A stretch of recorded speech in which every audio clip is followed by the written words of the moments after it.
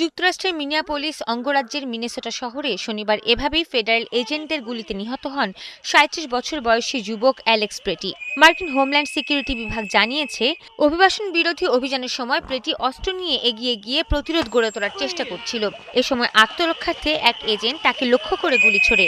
তবে প্রত্যক্ষদর্শীরা বলছেন, প্রেটির হাতে আসলে মোবাইল ফোন ছিল এবং তিনি রাস্তায় পড়ে যাওয়া বিক্ষোভকারীদের সহায়তার চেষ্টা করছিলেন। এ সময় ফেডারেল এজেন্টরা হঠাৎ প্রেটির উপর ঝাঁপিয়ে পড়ে এবং ধস্তাধস্তির এক পর্যায়ে তাকে পিপার স্প্রে করা হয়। আইসির সদস্যরা তাকে মাটিতে ফেলে পেটাতে পেটাতে এক পর্যায়ে বেশ কয়েকটি গুলি করে। পরে হাসপাতালে চিকিৎসাধীন অবস্থায় তার মৃত্যু হয়। জানা যায়, প্রেটি মিনিয়াপোলিসেরই বাসিন্দা এবং যুক্তরাষ্ট্রের নাগরিক ছিলেন। এই মাসের শুরুতেই মিনিয়াপোলিসে এক ফেডারেল অভিবাসন কর্মকর্তার গুলিতে রেনি গুড নামে এক নারী নিহত হন। রেনি গুড নিহত হওয়ার ঘটনায় গত কয়েকদিন ধরে চলমান বিক্ষোভেই যোগ দিয়েছিলেন প্রেটি। মিনেসোটার গভর্নর টিম ওয়ালজ এই ঘটনার তীব্র নিন্দা জানিয়েছেন।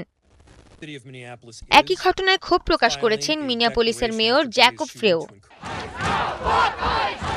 এদিকে প্রেটির মৃত্যুর পর নতুন করে মিনিয়াপোলিসের শত শত মানুষ ক্ষোভ জানাতে রাস্তায় নেমে আসেন। পরিস্থিতি নিয়ন্ত্রণে ফেডারেল বাহিনী টিয়ার গ্যাস ও ফ্ল্যাশব্যাং গ্রেনেড ব্যবহার করে।